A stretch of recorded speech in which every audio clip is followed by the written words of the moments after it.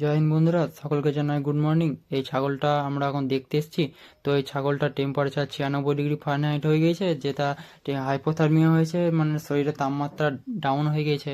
তো আমরা এখন ট্রিটমেন্ট হিসাবে RL স্যালাইন 200 ml দিয়েছি, আর তার সঙ্গে D5 স্যালাইন 300-র মতন দিয়েছি, আর তার সঙ্গে ডেক্সামিথাজোন ইঞ্জেকশন আর কনসিপ্লেক্স ইঞ্জেকশন 2 ml করে দেওয়া হয়েছে।